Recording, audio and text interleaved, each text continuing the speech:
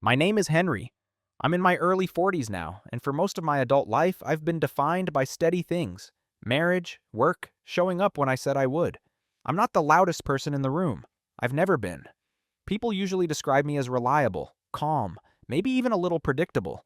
The kind of man you assume is doing fine because he doesn't complain. And that assumption, that quiet equals content, was the first misunderstanding. If you'd met me a few years ago, you probably wouldn't have looked twice. I blended in easily. At family gatherings, I was the one refilling drinks. At work, I was the guy who handled problems without escalating them. In my marriage, I was seen as solid background noise, useful, present, but not particularly examined. I don't say that with bitterness. It's just how roles form when you don't fight for attention.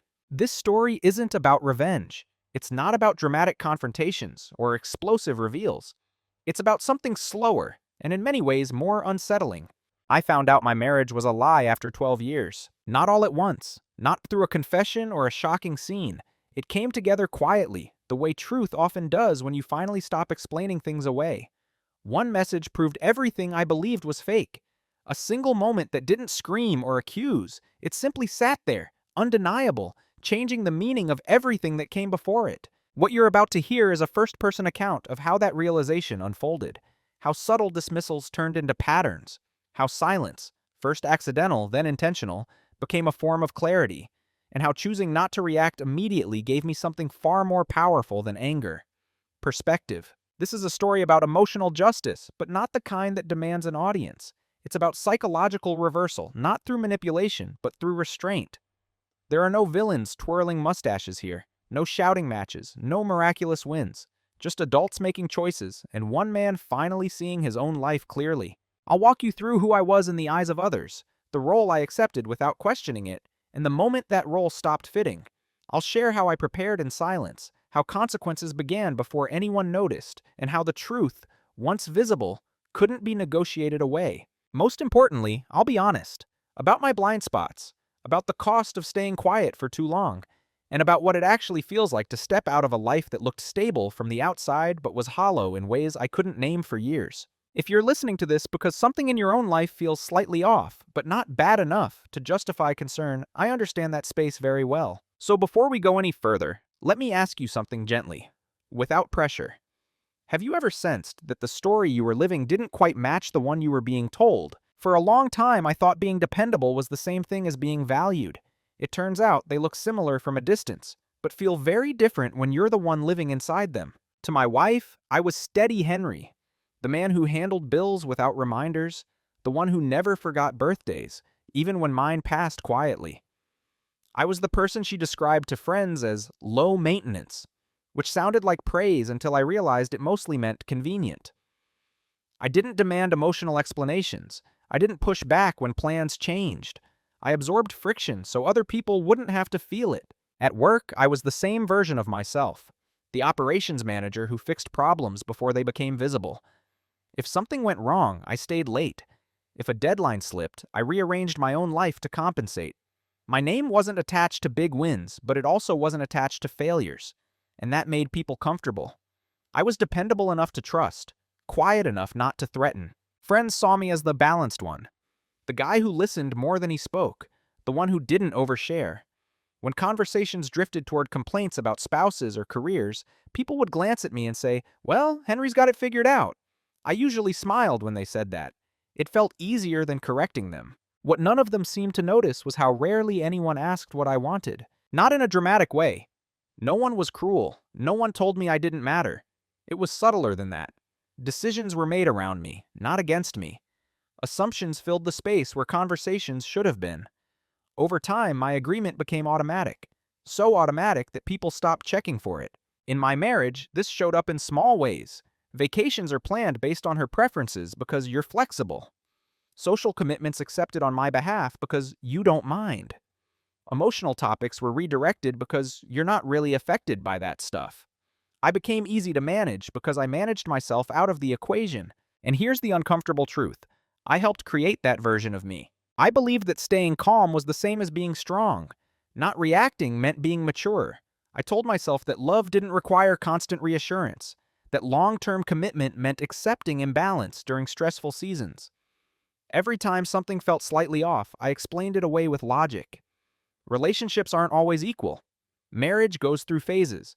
Don't keep score. So I didn't. I stopped noticing how often my presence was assumed rather than appreciated, how my silence was interpreted as consent, how being the good one slowly turned into being the invisible one. If you had asked my wife during those years who I was to her, she would have said all the right things.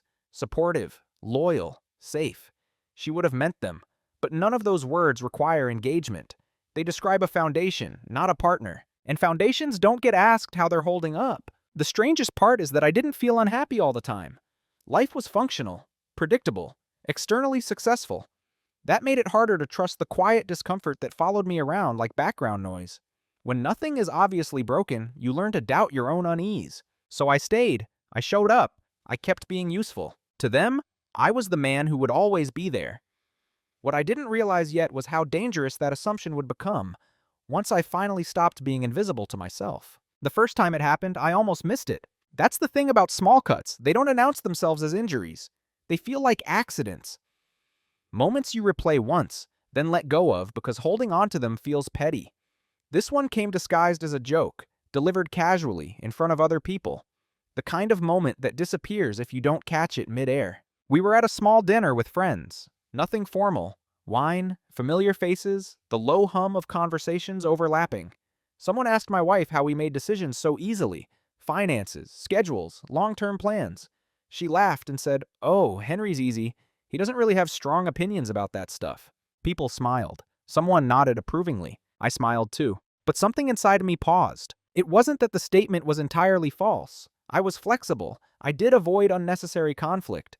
But hearing it framed that way, like my lack of protest meant lack of depth, created a quiet dissonance. I remember thinking, that's not exactly true. Then immediately correcting myself, it's close enough. Don't overthink it. Everyone moved on. The conversation shifted.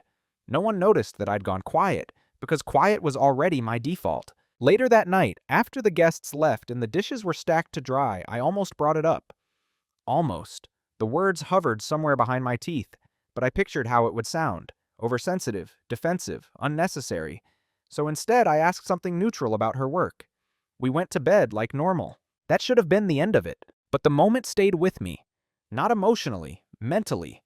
It replayed at odd times, not charged with anger, just curiosity. Why did it bother me? Why hadn't she checked whether that description felt accurate? Why did everyone accept it so easily? Over the next few weeks, similar moments surfaced. Nothing dramatic, just small, clean dismissals. A plan changed without discussion.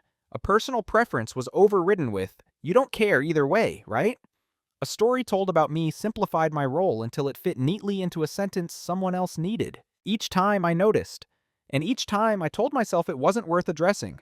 Relationships are built on compromise. Pick your battles.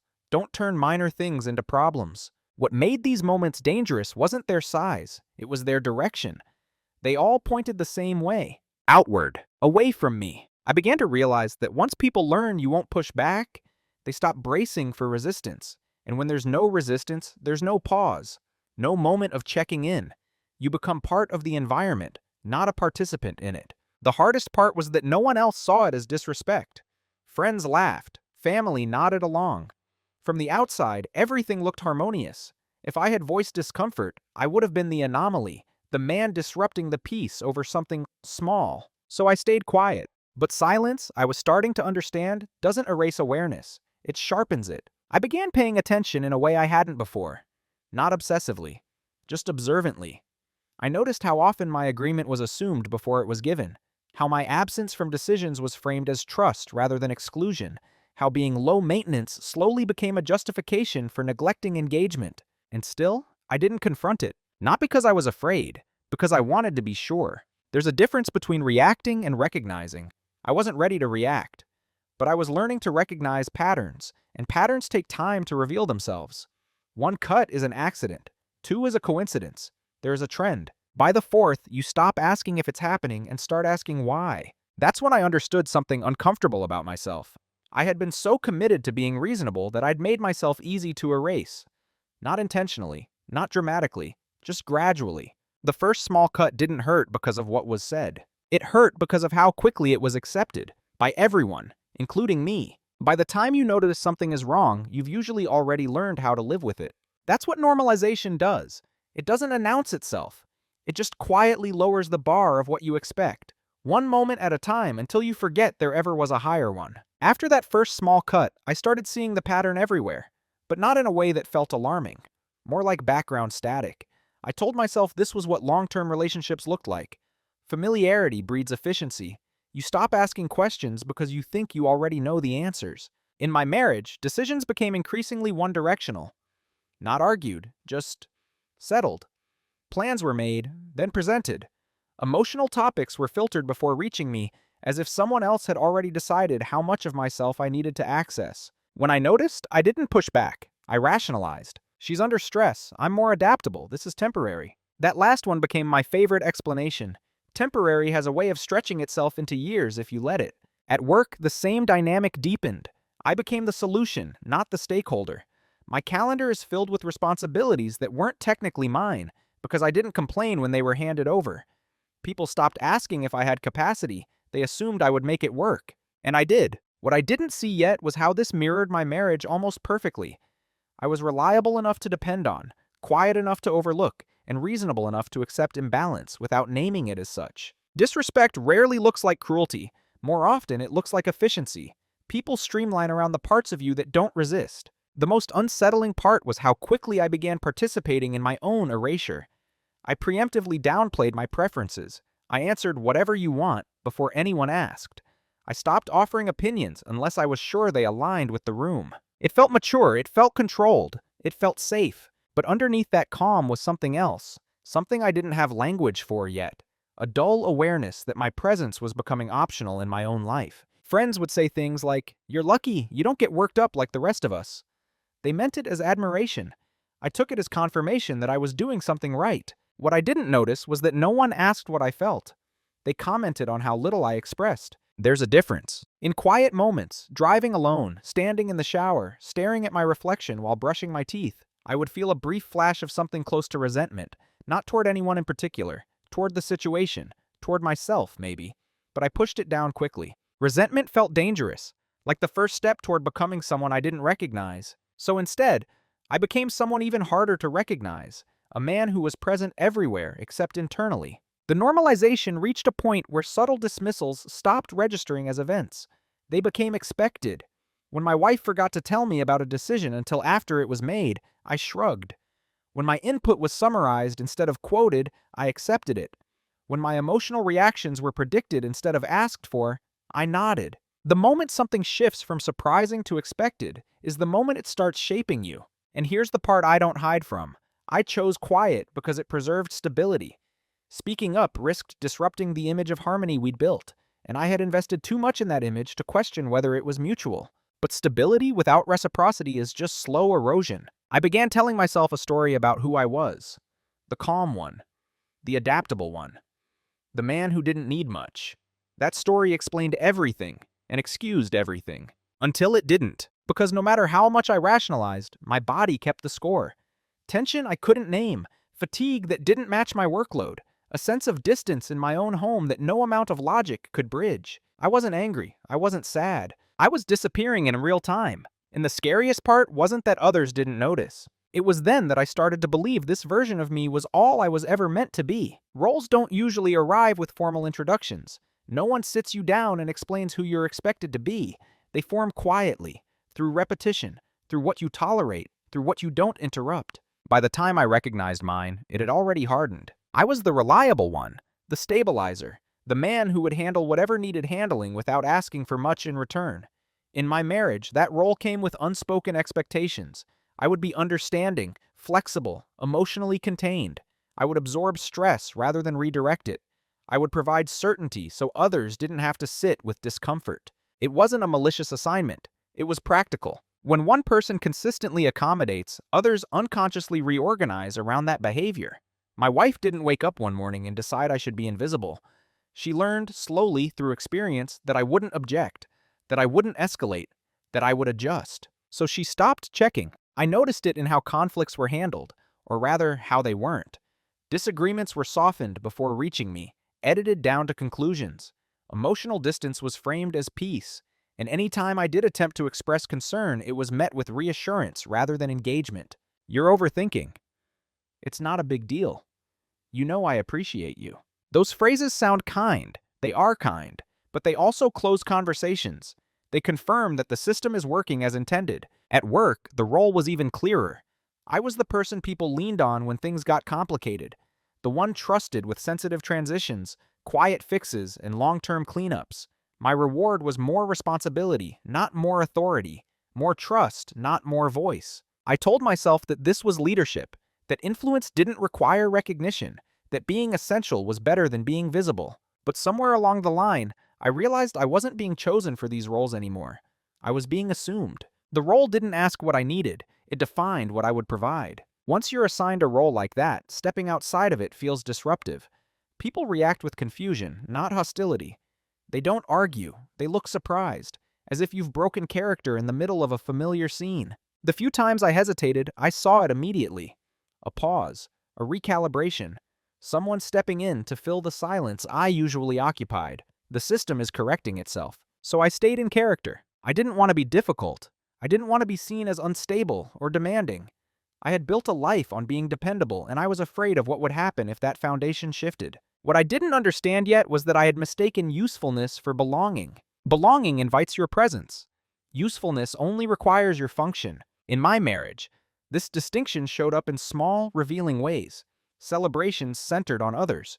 Emotional labor flowed outward. My inner life remained largely unexplored, not because it was hidden, but because no one asked. And I had trained them not to.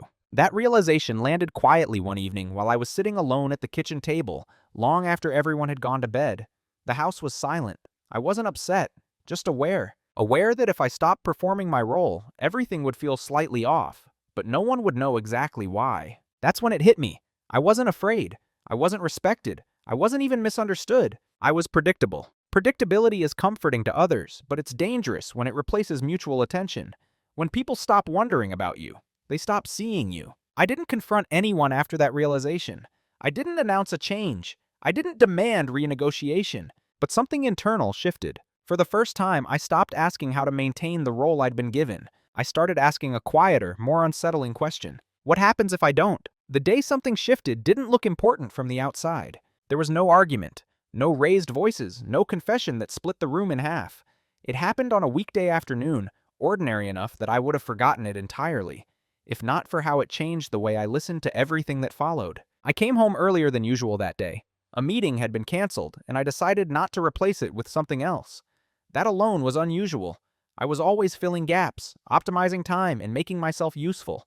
That afternoon, I just wanted quiet. The house was still. My wife's phone was on the kitchen counter, screen facing up. It buzzed once, not loudly, just enough to catch my attention. I wasn't looking for anything. I didn't feel suspicious. I wasn't checking. I was passing by when I saw the preview light up. One message. A name I recognized, but not in the way you recognize friends or coworkers. More like someone you've heard mentioned just enough to register as familiar. The message itself wasn't explicit. No affair revealed in a sentence. No undeniable evidence of betrayal. In isolation, it could have meant almost anything. But context does the real work. The tone, the timing, the casual intimacy of it, the assumption of access. It didn't read like someone reaching out. It read like someone continuing something.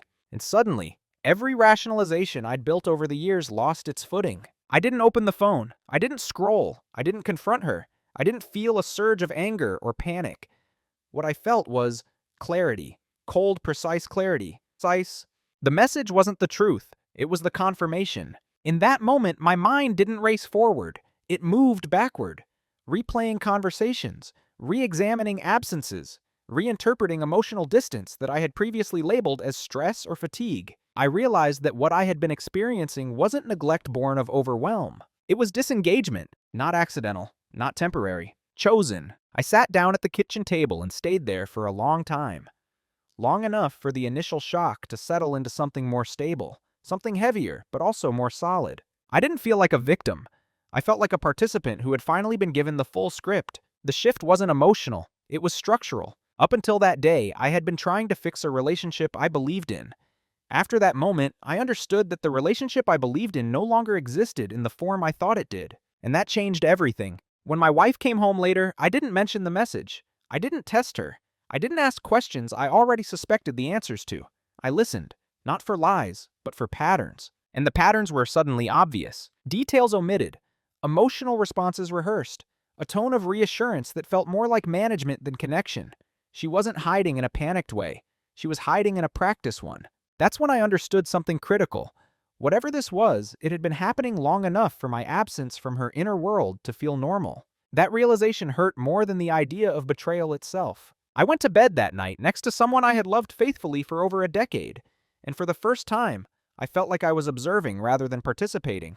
Not numb, not detached, just awake. The shift wasn't about deciding to leave. It wasn't about revenge. It wasn't even about certainty yet. It was about no longer needing to explain away what I could now see clearly. From that day forward, silence wasn't avoidance. It was an intention. Before that day, my silence had been reflexive, a habit formed from years of choosing harmony over friction.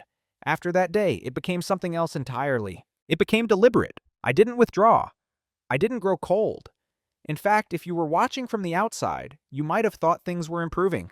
I was calm, attentive, present in all the ways I had always been. The difference was internal. I stopped offering information I wasn't asked for. I stopped filling conversational gaps out of discomfort. I stopped preemptively smoothing situations that weren't mine to manage. And almost immediately, I noticed how much space that created. People are used to certain rhythms. When you change them quietly, it goes unnoticed without triggering alarms. My wife didn't notice the silence itself. She noticed the absence of predictability. She asked more questions, checked in more often. Not because she felt closer, but because something familiar had shifted and she couldn't name it. At work, the effect was similar. I still did my job well. I just stopped rescuing other people from the consequences of their own decisions.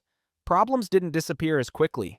Meetings took longer. People had to clarify things they used to assume I would just handle. No one accused me of anything. No one could. I hadn't changed my output, only my availability. And that distinction mattered. Silence, when chosen, becomes a form of structure. It forces others to reveal how much they relied on your unspoken labor. What surprised me most was how often my restraint was misinterpreted. People assumed I was tired, or distracted, or going through a phase. Some thought I was being passive-aggressive.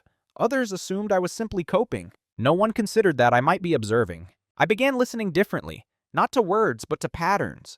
What was volunteered? What was avoided? What required reassurance and what didn't?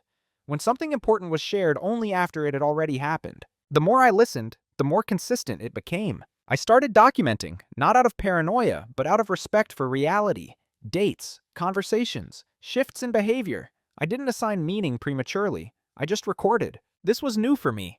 I had always trusted memory. But memory softens things. It edits. It excuses. Documentation doesn't. At home, I noticed how often intimacy was replaced with routine. How emotional questions were deflected with humor. How concern for my inner life appeared only when my behavior deviated from expectations. That was the clearest signal of all. Care triggered by disruption isn't care, it's maintenance. Still, I said nothing. Not because I was afraid of the truth, but because I needed to understand the full shape of it. Silence gave me access to information I'd been too busy smoothing over before. And something else happened during that time. Something quieter, but more important. I stopped feeling confused. The tension that had lived in my body for years began to loosen. Not because things were better, but because they were clearer. I wasn't fighting ambiguity anymore. I wasn't trying to reconcile contradictory signals. I accepted that I didn't yet know what I would do. But I knew what I would not do. I would not confront without understanding. I would not accuse without evidence. I would not act from shock or wounded pride. That decision alone gave me back a sense of agency I hadn't realized I'd lost. Silence had always been my default. Now it was my boundary. What they never noticed was how much room silence creates when no one is rushing to fill it. While everything on the surface appeared unchanged, something methodical was unfolding beneath it. Not dramatic, not reactive, just deliberate. The kind of preparation that doesn't announce itself because it doesn't need permission. I kept my routines. Same commute, same tone of voice, same reliability. That consistency became my camouflage. People relax when they think they know what to expect from you. They stop watching closely. And that's when you learn the most. I paid attention to timelines. When conversations overlapped. When explanations came prepackaged. When details appeared only after decisions were final. I noticed how often I was the last to know about things that directly affected me, and how natural that felt to everyone else. including her. I didn't interrogate. I didn't set traps. I let reality speak at its own pace. The leather notebook I'd carried for years, once filled with work notes and reminders, began to change purpose. I wrote dates, phrases that stood out, inconsistencies that repeated. I didn't interpret them yet. I just preserved them. At work, my documentation habits sharpened. Emails are summarized instead of assumed. Follow-ups confirmed instead of implied. I made sure decisions lived somewhere concrete, not to protect myself from catastrophe, but to protect myself from denial. Because denial isn't loud, it's subtle. It creeps in when you want things to be simpler than they are. At home, I began noticing absences that had nothing to do with time. Emotional absences. Places where connection should have been, but wasn't. And more importantly, how little effort was made to bridge those gaps unless I disrupted the rhythm. That told me everything I needed to know about where I stood. I also began learning, quietly, about finances, about legal frameworks, about how people disentangle shared lives without turning them into battlegrounds. Not because I had decided to leave, but because not knowing felt irresponsible. Information is neutral. What you do with it determines its weight. I reviewed accounts, not obsessively, carefully. I made sure I understood what was shared, what was separate, and what existed only because I had assumed transparency. Nothing illegal, nothing hidden in the shadows. Just clarity replacing assumption. The most revealing part of this phase wasn't what I discovered, it was what I didn't. There was no sudden remorse, no spontaneous re-engagement, no curiosity about my inner world unless my behavior deviated. I wasn't being monitored because I was trusted. I was being overlooked because I was expected. And expectation is a kind of blindness. What they never noticed was that my silence wasn't empty. It was observant, focused, grounded. I wasn't waiting for permission to act. I was waiting for certainty. There's a difference. Certainty doesn't come from a single message or a single lie.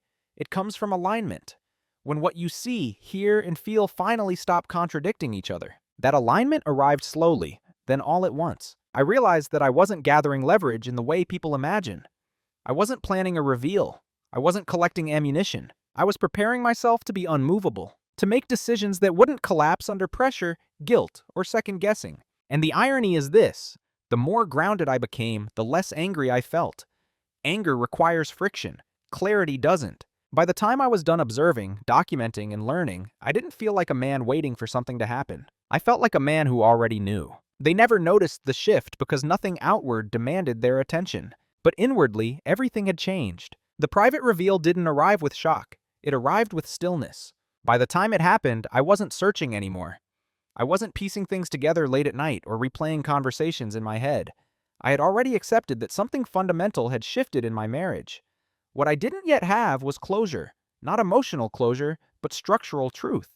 That came quietly, through a combination of patience and pattern. One evening, while reviewing shared accounts and archived messages, not obsessively, just methodically, I noticed something I had skimmed past before. A timeline inconsistency. Not large enough to raise alarms on its own, but precise enough to resist explanation. Dates that didn't line up with stories I'd been told. Overlaps where there should have been distance. A recurring name that appeared only in the margins of our life, never in the center, never acknowledged directly, but never fully absent either. I cross-referenced, slowly, carefully, not to prove betrayal, but to understand the shape of reality. And that's when it became undeniable. The message I'd seen weeks earlier wasn't a beginning. It was a continuation. Evidence that whatever connection existed had survived multiple opportunities to end, and hadn't. There it was. Not dramatic, not explicit, but complete. I didn't feel my chest tighten. I didn't feel rage surge through my body. What I felt was something closer to gravity, an internal settling, as if pieces that had been floating finally clicked into place. This was the truth I'd been circling. Not just infidelity, but replacement. Not physical absence, but emotional relocation. She hadn't drifted away accidentally. She had invested elsewhere while keeping the structure of our marriage intact, because it was functional, reliable, and safe. And I had helped maintain it. That realization hurt, but it didn't destabilize me, because by then, I wasn't emotionally dependent on uncertainty anymore. I sat with that knowledge alone. I didn't write about it immediately.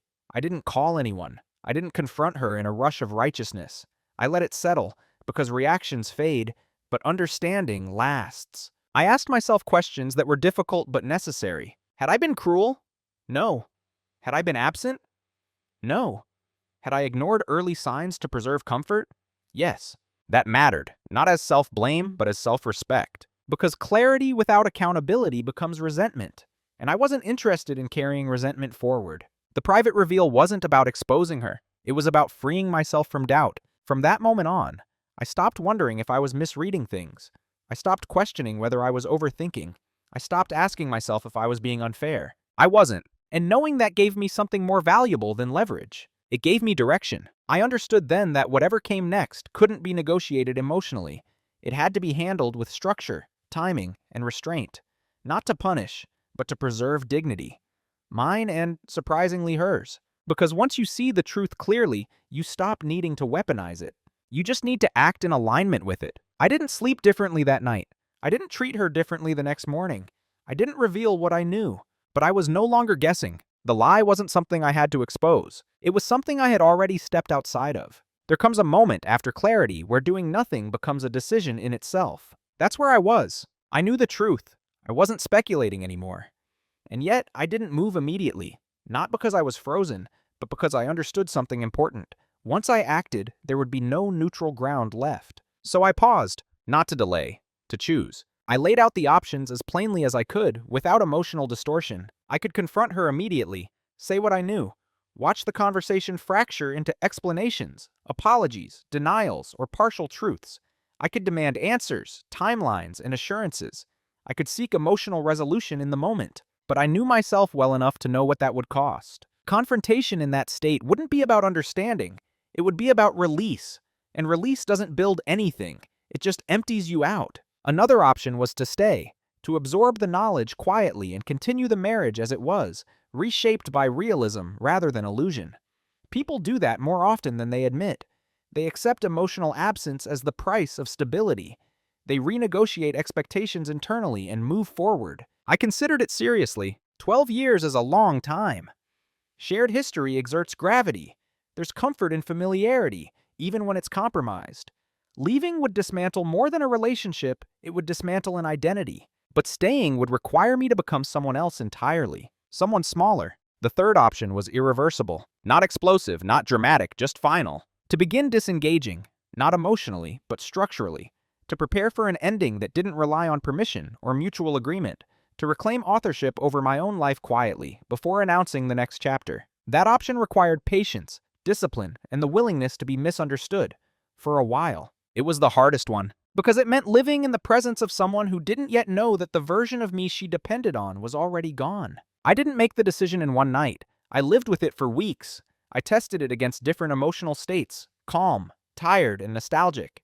I asked myself if the choice still made sense when I wasn't feeling strong. It did. What tipped the scale wasn't anger. It was alignment. I realized that the marriage I thought I was preserving no longer existed in mutual form. Continuing to participate in it without disclosure would mean colluding with a lie, not hers, but my own. And I couldn't do that anymore, so I chose the irreversible path. Not because I wanted to hurt her, not because I wanted justice, but because I wanted coherence. I wanted my actions to match what I now knew to be true. The decision wasn't loud. It didn't come with a sense of victory or dread. It felt clean, like setting something down after carrying it too long. From that moment on, everything I did had intention behind it, not secrecy. Intention. I wasn't planning a confrontation. I was planning an exit. Once the decision was made, everything slowed down, not externally. Life continued at its usual pace. Mornings, meetings, dinners, routines. But internally, I shifted into something more deliberate. Every action had weight now, not emotional weight, strategic weight. I didn't announce anything.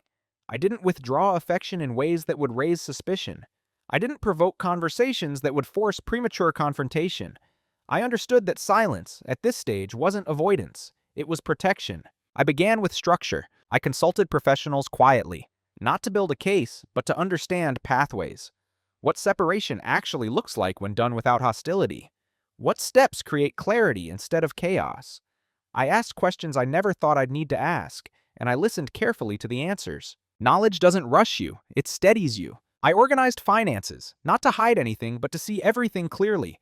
Shared obligations, individual responsibilities, long-term implications. I made copies of documents I had always trusted would be there when needed. Trust is not the same as preparedness. At home, I maintained consistency, the same calm presence, the same reliability.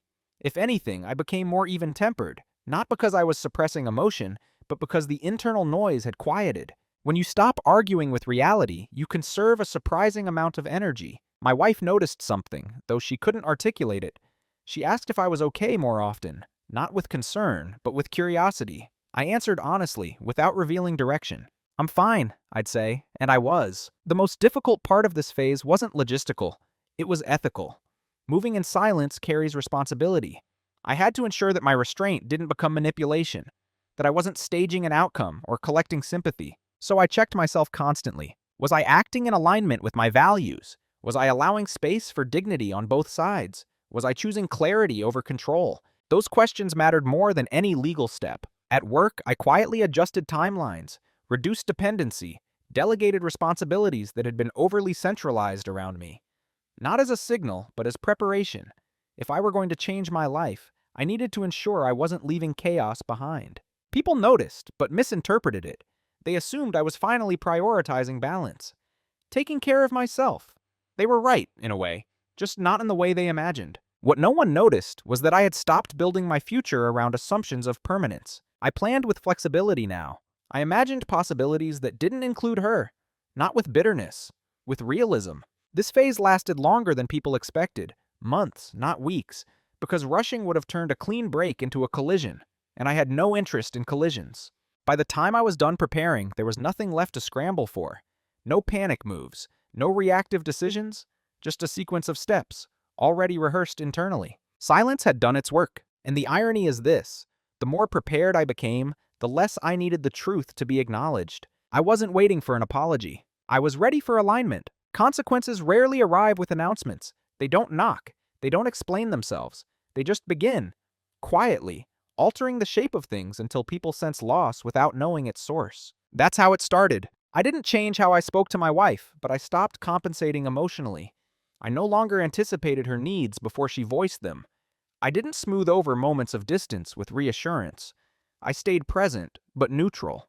At first, she seemed relieved, as if the absence of friction meant things were stabilizing. She filled the space with activity, plans, and conversations that didn't require depth. But soon, something else surfaced: confusion. She began checking in more frequently, asking if everything was okay, not because she sensed anger, but because she sensed absence. I was there, but not oriented toward her in the way she had grown accustomed to. I hadn't withdrawn love. I had a withdrawal adjustment, and that changed the dynamic. At work, the ripple was more visible. Projects slowed. People had to take ownership of decisions I used to absorb. The system adjusted, but not without discomfort. Meetings grew longer. Accountability shifted. People noticed my presence in new ways, mostly because they now felt its limits. No one accused me of abandoning responsibility. They just felt the difference between support and substitution.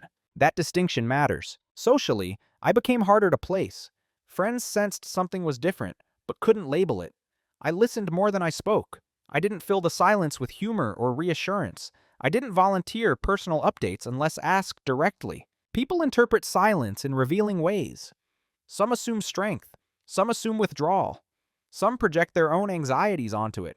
I let them. The most telling changes came at home. Small disruptions surfaced, plans forgotten, expectations unmet, moments where she realized, too late, that she had assumed something I no longer provided automatically. Her responses shifted from casual to corrective, from confident to searching. What's going on with you lately?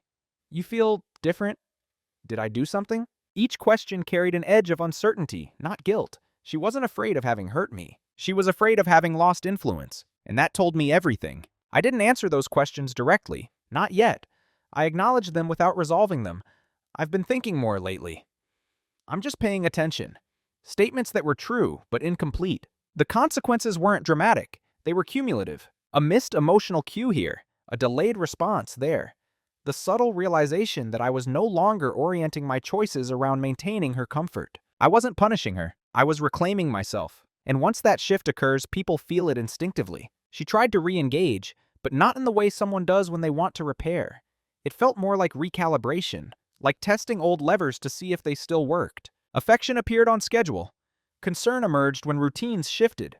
But curiosity about my inner world remained surface level. That was the final confirmation I needed. The consequences weren't teaching her empathy. They were revealing dependence. And dependence, once disrupted, doesn't resolve through reassurance. It escalates. By the end of this phase, she was unsettled, not angry, not remorseful, uncertain. And uncertainty is uncomfortable for people who rely on predictability. I didn't enjoy watching that discomfort, but I didn't intervene to relieve it either, because this time it wasn't my responsibility to stabilize what had been built on my silence. By the time she realized something was truly wrong, the window for fixing it had already closed. Not because I was unwilling to listen, but because the version of the relationship she was trying to return to no longer existed.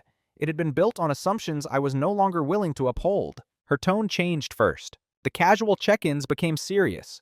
The light questions turned into careful ones.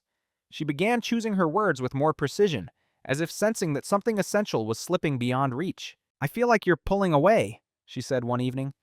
Not accusing, observing. I didn't deny it. I just didn't rush to reassure her. "I'm not pulling away," I said. "I'm standing still." That confused her. It was meant to. She tried a different approach. More openness, more shared stories. She offered fragments of vulnerability, but only enough to restore balance, not enough to disrupt the larger pattern. It was an effort, but it was reactive. And reactive effort doesn't rebuild trust. It only responds to threats. She asked if we should take a trip, if work stress was getting to me, if something external was bothering me. Each suggestion framed the problem as temporary, fixable with adjustment rather than truth. I listened. I acknowledged. I didn't commit, because at this point, commitment without alignment would have been dishonest. The hardest moment came when she asked quietly, "Do you still want this?" Not me, not us as we are now. This, the structure, the familiarity, the version of marriage that required my emotional absence to function. I told her the truth, but not all of it. "I want honesty," I said, "and I want reciprocity." She nodded, too quickly. Promises followed, vague ones, assurances that things could change, that she would try harder, that we could work on it. But effort offered after leverage is revealed always arrives late. Not because it's insincere, but because it's incomplete. She still didn't ask what I had seen. She still didn't ask what I knew. She still didn't ask how long I had felt this way. Those questions would have required vulnerability she wasn't prepared for. So instead, she offered solutions that preserved the framework, hoping I would step back into my role. That's when I understood that repair wasn't possible, not because trust was broken, but because awareness was asymmetrical. I was living in truth. She was still negotiating comfort. By the time panic entered her voice, my decision had already solidified. Panic doesn't invite dialogue. It seeks control. And I wasn't willing to be managed back into silence. I didn't argue. I didn't accuse. I didn't reveal the full extent of what I knew. I simply stopped participating in the illusion that effort alone could bridge a reality gap. It was too late to fix it. Not because she couldn't change, but because I had already changed. And once that happens, the relationship either evolves fully or it ends cleanly. The confrontation didn't happen in the way people imagine. There was no raised voice, no dramatic reveal, no moment where I laid out evidence like a prosecutor closing a case. By the time we sat down to talk, I wasn't carrying urgency anymore. Urgency belongs to people who still hope the past can be rewritten. I waited until the timing was clean. No distractions, no time pressure, just two adults sitting across from each other at the same table we'd shared for years. I told her I needed to talk, not about us, but about reality. That word landed differently. She started by apologizing for the distance, for stress, for not being as present. She spoke carefully, watching my face for reactions, adjusting her tone when she sensed I wasn't following the script. I let her finish. Then I said calmly, "I know. Not accusatory, not emotional, just factual." She asked what I meant. I didn't list dates. I didn't quote messages. I didn't name names. I didn't need to. "I know this marriage hasn't been mutual for a long time," I said, "and I know why." Silence followed. Not explosive silence, heavy silence, the kind that forces honesty to choose whether it will show up or not. She tried to explain without confessing. Circumstances, confusion, feeling disconnected. Nothing explicitly denied. Nothing is fully admitted. I didn't interrupt. When she stopped, I said the most important thing I had learned during all those months of quiet observation. "This conversation isn't about convincing me of anything," I said. "It's about understanding that I'm no longer willing to live inside a story that requires my absence to work." That's when her composure broke. Not into anger, but into fear. She asked if I was leaving. I answered honestly, yes, not immediately, not with hostility, but with certainty. She asked if there was anything she could do. And this was the hardest part, not emotionally, but ethically. I told her the truth. "If you had asked these questions before, I said. "We might be having a different conversation, but you're asking them now because something has changed in me, not because something changed in you." That distinction matters. I didn't blame her. I didn't recite her failures. I acknowledged my own silence, my role in allowing imbalance to grow. But I didn't accept responsibility for sustaining a dynamic I had already stepped out of. There were tears, quiet ones. There was disbelief, not about what I knew, but about how calm I was. Calm unsettles people when they expect collapse. The conversation ended without resolution because resolution had already happened internally. What we were doing now was alignment, bringing external reality up to speed with internal truth. I didn't leave that night, but I did leave the illusion that confrontation was about winning or losing. It was about naming the moment where two paths diverge and refusing to pretend they don't. I'm not the man I was when this story began. Not because I'm harder, not because I'm colder, but because I'm no longer shaped by avoidance. I don't define strength as endurance anymore. I define it as alignment. After everything was said, after plans were made, logistics handled, and silence finally gave way to truth, I spent a long time alone. Not lonely, just alone enough to hear myself clearly again. The first thing I noticed was how quiet my body felt. The low-grade tension I had carried for years was gone, not replaced by joy or relief, but by steadiness. When you stop managing other people's expectations at the cost of your own, something fundamental resets. I didn't rush to redefine myself. I didn't reinvent my life overnight. I kept my routines. I went to work. I exercised. I cooked for one. I let things feel ordinary. Ordinary is underrated when your nervous system has been in constant negotiation. What changed was internal orientation. I no longer ask whether my reactions are convenient. I ask whether they're honest. I don't pre-edit my needs to make them easier to accept. I state them calmly, and I let others decide how they want to respond. That alone filters a lot of noise out of your life. I've learned that being low conflict is not the same as being low impact. That quiet people still need to be heard, especially by themselves. And that silence is only virtuous when it isn't self-erasure. I still value restraint. I still choose calm. But now those choices are grounded in self-respect, not fear of disruption. I don't regret the years I spent being dependable. They taught me discipline, patience, and perspective. But I no longer confuse those traits with worth. I also don't carry bitterness. Bitterness ties you to what hurt you. Clarity lets you move forward without dragging the past behind you. I understand now that people treat you based on the boundaries you enforce, not the loyalty you offer. And boundaries don't require volume. They require consistency. The most unexpected change is this. I feel visible to myself. I notice when something feels off, and I don't explain it away. I asked questions earlier. I listen to discomfort as information, not as weakness. And when I'm quiet now, it's because I'm choosing to be, not because I'm afraid of what speaking might cost. That's who I am now. Not louder, not harsher, just aligned. There's a lesson in this story that took me 12 years to learn, and it has nothing to do with betrayal. Betrayal is loud. It gives you something obvious to react to. What almost broke me wasn't what happened in the end. It was what happened slowly, quietly, while I was busy being reasonable. The real danger isn't being lied to. It's learning to live in a version of your life where your absence becomes normal. When you're calm, adaptable, and dependable, people rarely mean to misuse those qualities, but they do organize their lives around them.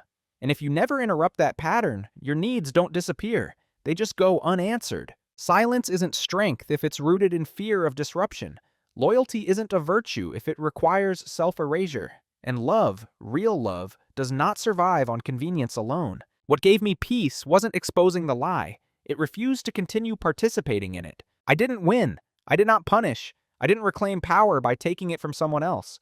I reclaimed it by returning it to myself. Quiet dominance isn't about control. It's about coherence. It's the moment when your internal truth and your external actions finally align.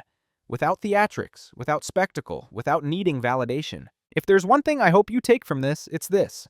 Pay attention to what you normalize. Not just in your relationships, but in how you treat yourself. If you're always the one adapting, ask why. If your silence keeps the peace but costs you clarity, notice that. If being easy has slowly made you invisible, that's information, not a failure. You don't have to explode to reclaim yourself. You don't have to justify your boundaries with pain. And you don't have to wait for undeniable proof to trust your own awareness. Sometimes the most powerful decision is the quiet one, made long before anyone else realizes a choice has been made. So I'll leave you with this, and I genuinely want to hear your thoughts. Have you ever stayed silent to keep something intact, only to realize later that the silence was costing you more than you knew? If this story resonated with you, share your perspective below. Not to vent, not to accuse, but to reflect. Because clarity grows when we name it together.